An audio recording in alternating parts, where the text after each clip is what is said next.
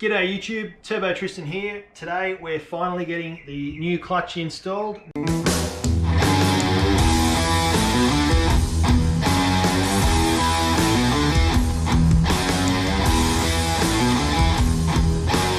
Now this is a stage 3 clutch from Clutch Max. I ordered it from overseas. I cannot believe how cheap this thing was. It came with a brand new throwout bearing. This is the old one. This really awesome looking clutch plate, nice white spring, and a super light flywheel. This one's probably half to a third of the weight of the factory one, and I've measured everything up and tried it on for size, width, all the dimensions. They all match up, so I'm confident this is going to work. This is the old one, so old versus new, and you can see there immediately the difference. There was nothing wrong with this clutch. It didn't slip. It was perfectly fine and handled the track day perfectly. The only thing that suffered was the gearbox from my gear changes, but we all make mistakes. But this one, I got that so I can handle the turbo and the extra power that's going to be getting pumped through this bad boy. And this is the old flywheel, which is, yeah, really heavy. So we're going to get to work putting this in tonight. It's after work on a Wednesday, so I'm going to get stuck into this because I want to put everything back together and start getting the car all buttoned up and ready so it can be tuned sometime in the next week or two down at Quick Bits whenever he's got time. He's a very busy man. But yeah, I've already gone ahead and given the flywheel a clean with some alcohol. That's all nice and clean of any oil or any debris or residue, so that's ready to go on the car. I've pressed in the new bearing that goes in the center there. This is all clean, hasn't been touched or grubbied up. And we even got a clutch alignment tool so we can get that all centered in there and make sure everything's all put together properly. So I'm going to get stuck into that. I'll try and move the camera around a little bit so you guys can see some different angles. Out with the old, in with the new. On the gearbox side of things, I've already fitted the brand new throwout bearing. I've also greased the shaft and also the pivot ball, which goes behind there, and that's all ready to go on. So that's all been done, so don't stress about that.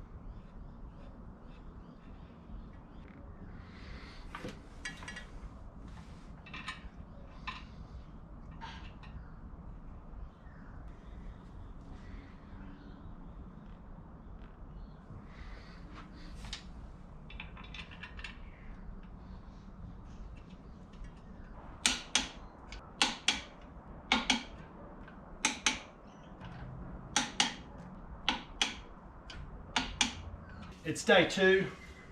Chuck the same clothes back on because no point getting 2 lots of clothes covered in grease and oil and stinky. I spent all yesterday afternoon and last night out in the freezing cold. I think it got down to around 5 degrees outside, and I still didn't get the clutch done. So I'm back at it again today. I put it on and off 3, maybe 4 times, and there was lots of swearing, and I was under the car, lifting it by myself, lifting it with a jack, had it on my chest, I had it crushing my arms, I had it every which way possible, and I could not get it on. So I've pulled it all apart, and I'm going to check everything again for the 400,000th time.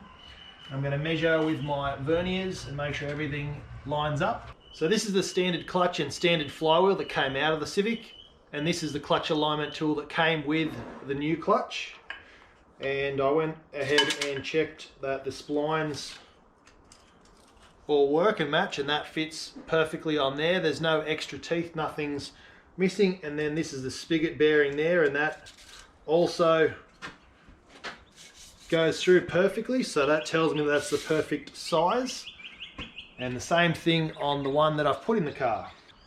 So there it is, all torque to spec. The clutch alignment tool fits in the shaft, so that's all nice and even. So as far as I can tell, that's all even. It's only 6 bolts and they're only torqued to 27 Newton meters, so I'm just going to pull those off, double check everything, put it all back on, and then get the gearbox back in there again, hopefully, and fingers crossed we get that done tonight. Alright, so the reason why the clutch plate wouldn't go on is because the teeth here, when I put it on the first time, even though it was all aligned on the car, on the engine side, when I put the gearbox in, I've damaged the teeth on the spline here.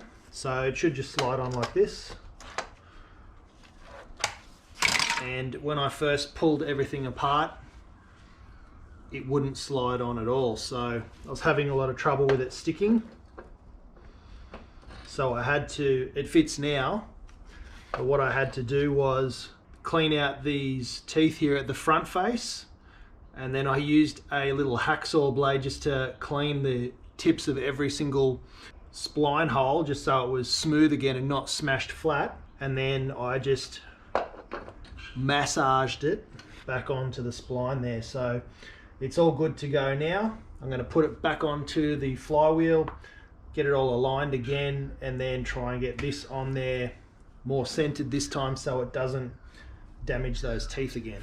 But yeah, you live and you learn. I thought I had everything sweet with it lined up on the engine side, and I thought this would just guide itself in there, but obviously not. And no matter what I did last night, and plus I was getting frustrated, plus it was cold, made things worse. I should have stopped, taken a break, and re-looked at everything again. But so it's ready to put it all back together.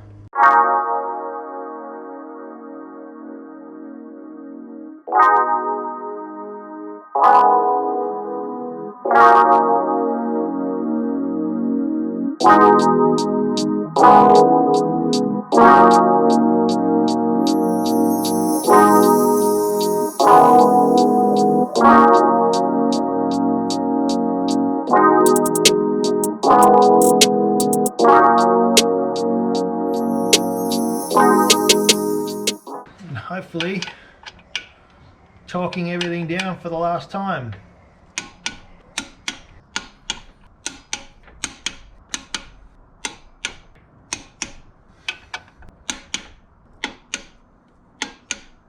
Alright, so that's all torqued to spec. The gearbox is sitting on the jack. Just wipe a little bit of the grubby fingerprints off. Check the alignment tool, everything's all sweet. Yep, that goes in nicely.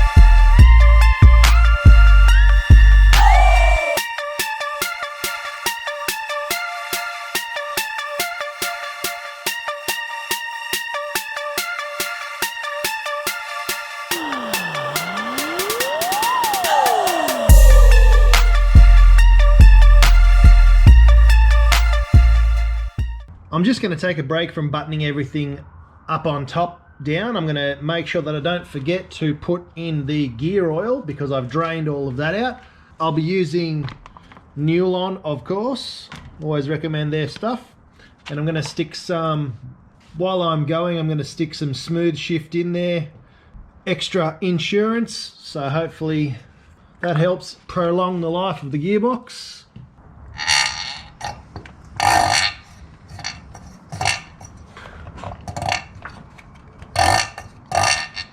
Alright, so that's in there. Let's stick this in. There's nothing like some fresh oil, so you got a nice smooth box.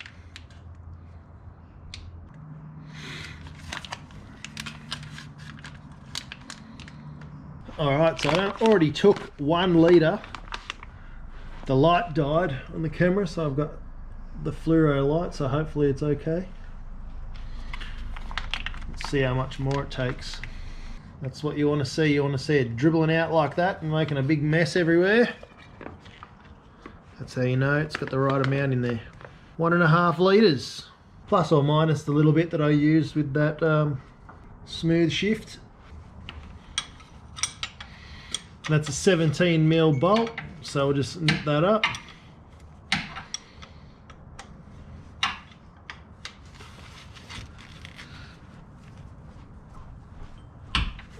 There we go, it's not going anywhere. It's day 4. As you can see, the car's back down on all 4 wheels, which it hasn't been that way for probably a month and a half since before COVID started. I've given it a hose down, got all the dirt and dust off it. That was pretty disheartening looking at it in that state, but the wheels are on. It's back on the ground. I forgot how low it was. I'll show you what it's like under the bonnet now with everything back together. I love this feature on the Hondas, how the bonnet goes all the way up. It's awesome. Catch cans in. We've got all 3 lines, the 2-8 to the breather at the rocket cover and the -10 down to the back of the engine. So that's been done now. I didn't film installing the breather into the back of the engine. It was really late, and I do apologise. I know people like to see me do things. I didn't film that bit, but it's all on now. I had to get the fitting machined from Trick Fab and get them to turn it down to the right size. For those of you that don't know, there is a small catch can built into the B and D series engines already on the back of the motor. It's got a 25mm bung that slides in, and then it's tightened down with 3 bolts, and then the breather here breathes down into that, so it's got sort of a 2-way PCV valve, if you like. So I've deleted that now that the engine's under boost, and we've just got a fitting which I had to take down to Trick Fab, get that machine down, because the one that I was sold, fantastic part, that came from K-Motor on eBay. They also have a Facebook page, really nice, helpful guys, but it just wasn't the right size. So I got that machine from 35mm down to 25mm. There was plenty of meat on there to do that. Put it in, put some gasket goo on, attach the fitting so it's not going to come out. Put the -10 line in from the bottom of the engine up to the breather here, so that's all sweet to go. I've also got the air temp sensor plugged in, installed into the intake pipe there. That's all tightened down. As you can see, this is the factory map sensor here. We've deleted that because we're running the line off the back here, which goes straight into the Haltech ECU. Hawkeyes will notice that there is finally an air intake tube here. I'm just waiting for the 3-inch pod filter to go on there. It's probably not going to clear this, so I might have to trim that down about 30-40mm or 1.5 inches just to get that clearance so I can fit a pod there. But even if I don't, it's still a sick dose pipe. It's going to make plenty of turbo flutter sounds, and it's still going to be getting some slightly cooler air which isn't straight off the exhaust manifold, so you know, it's not the end of the world, but there will be a filter coming for that. I've also bled the brakes, put brand new Newlon brake fluid in there, so that should help us out at the track. I decided while I was at it that I'd check the clutch fluid just as a precautionary measure. I stuck my finger in there. It was really dirty and black. Anyone that's played around with brake fluid knows it's really watery, and it's not really an oil style of substance. So what I did is I went ahead and cleaned this out, put some Newlon brake fluid in there, so performance brake fluid, bled the whole system, bled the clutch, and yeah, good as gold. You can definitely notice the button clutch in it now. It's a lot harder to push in, and you can definitely feel the spring pushing backwards on your foot, so that's going to be fun to get used to. Hopefully I've done it correctly and it's not going to grind or make any funny noises, but I've turned it round. Here's my hectic dose pipe, all the way straight down to the turbo. So that's going to be awesome for the air intakes and also the whistle noises. But yeah, she's all back together. There's the wideband O2, all out of the road, runs back through the firewall. Gearbox is in, all nice and snugged up. There's some of that new wiring there. It goes over to the air intake temp sensor. Here's the fuel injectors, all wired up and done correctly. It looks really nice. So really just this part here is still standard, the ignition and timing system. We've got the turbo manifold, that's all good to go. Water lines, I've just jumped in from there to help cool the turbo. Again, you don't need to run those, but I did just for, don't know why. Catch can, all good. There's the extra positive terminal. Manifold pressure goes in there. The brakes are all red, which looks good behind the wheels, front and rear. So finally got around to doing that. Looks nice. Now you'll notice I've put the exhaust back on. It's sitting a little crooked, not exactly square. That's because it's touching on the sway bar. I figured it's better to have the exhaust on for the tune rather than just have it straight piped out, because it's just annoying and make everyone go deaf. And then once I get it tuned, I can take it straight back over to the exhaust shop and get that done. Okay, so we've got the Haltech all plugged in, car's all back together, I've got the laptop connected. I still haven't stuck the sticker down yet, but I'm going to fire up the laptop and have a look at the Haltech and see what it's reading and have a play around with that. Alright guys, so I'm just in with the Haltech now, having a look around, making sure all of the sensors and everything work. Just having a muck around, I've got no clue what I'm doing. Starting to kill the battery, we're 12 volts here. Got the TPS works, there it is, 100% throttle. Map sensor, we're reading 0.1 of a bar of PSI. Oh, that looks like I'm tuning something, I'm not. Ignition load, RPM, base ignition angle, fuel. There's a fuel map. Alright guys, that brings us to the end of another video. The next video will be tuning the car. I don't know how I'm going to get it down there, I don't know how I'm going to get it started, but let's check if it starts, shall we?